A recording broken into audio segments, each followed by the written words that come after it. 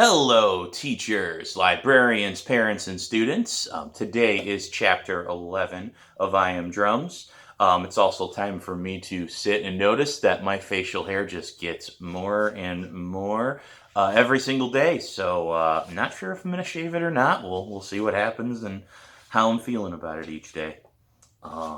Here we go, chapter 11.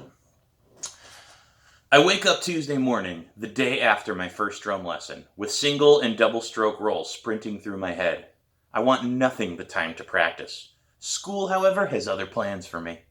I end up placing a notebook in my lap under my desk at the beginning of each period so nobody can see. Then I slide my hands on top of it and practice slapping out double stroke rolls with my palms. They haven't gotten any easier since that first lesson. Right, right, left, left, right, right, left, left. I keep messing it up over and over again, and halfway through math, I swear I'll never improve. Sam, Mr. Warner says, it's hard to follow along when you don't have your slate out like everyone else. I get my dry erase board and marker out and half-heartedly try to solve the equations on the board, but my left hand keeps returning to the notebook in my lap and quietly tapping left, left, left, left, left, left, creating half of the double stroke roll. Will you stop it, Sam? Danny Lennox says. I make a nasty face at him before stopping, but 10 seconds later, my hand goes back to the notebook and starts playing again. It's like an automatic reaction. I get a loud shh from the girl next to me, and I stop again. Even Scott gives me this silent, scared look, like he's hoping I'll stop, but is afraid I won't. I glance across the room and see Kristen holding up her dry erase board, while Mr. Warner is looking in the other direction. There's a message on it in bold capital letters. Too much sugar? I check to make sure Mr. Warner isn't looking my way and write, no, I have rabies. When I hold it up for Kristen to see, she clamps her hand over her mouth to keep from laughing out loud. Danny sees us and says, geez, you're annoying. Is there a problem, Danny? Mr. Warner says. I expect the bomb to drop right there, that Danny will rat out both me and Kristen.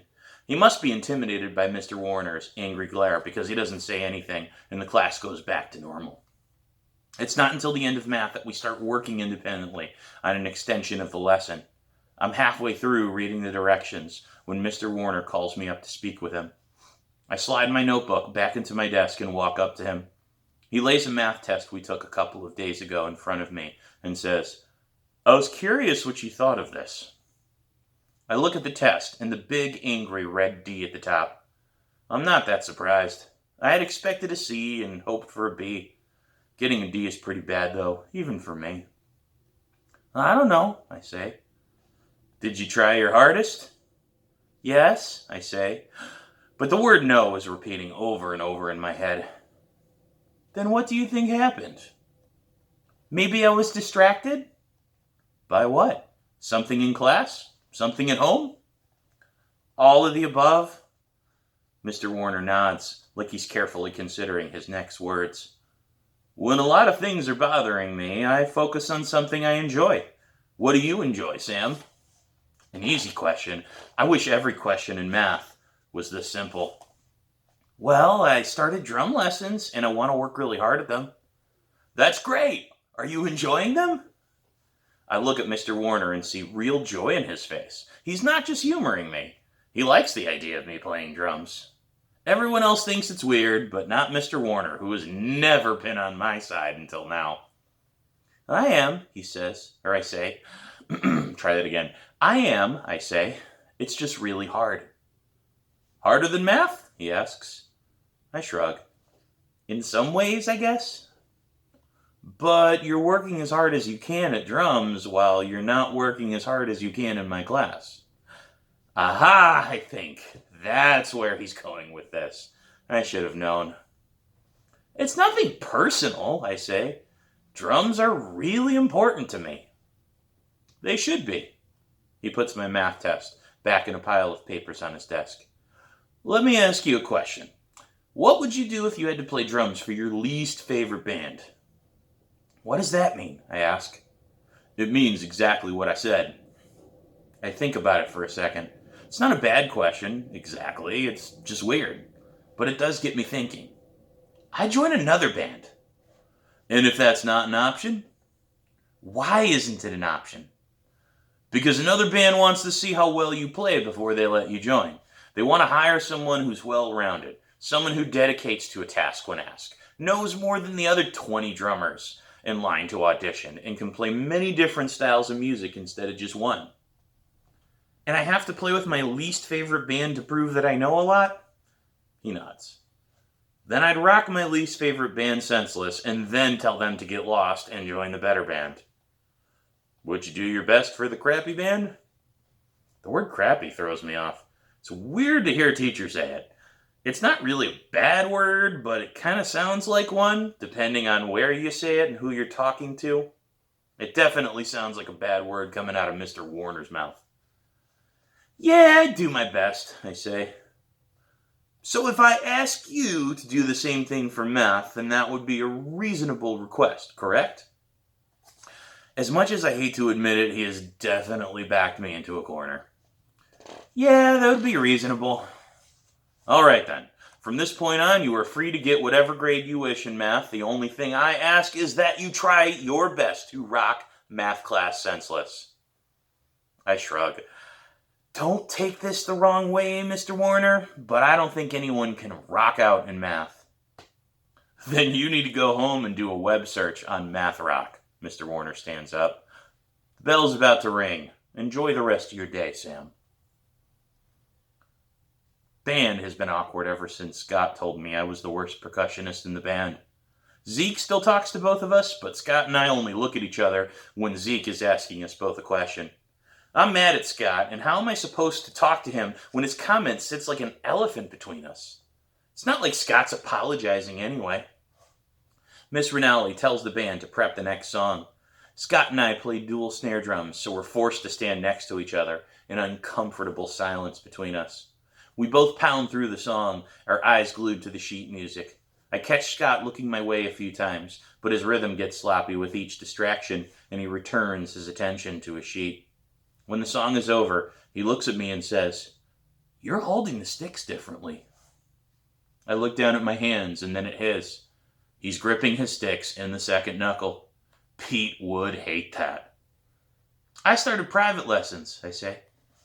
Cool. Sounds better when you play that way. I'm about to thank him when the bell rings, signaling the end of band in the school day. I put my sticks away and grab my bag. My hands fiddle through the front pocket of my bag and dig out a pen. I uncap it and write, "Keep working on grip," on my left palm. The students are filing out the door when I hear the tail end of a conversation behind me. Plays in her notebook all day, and she's not even good.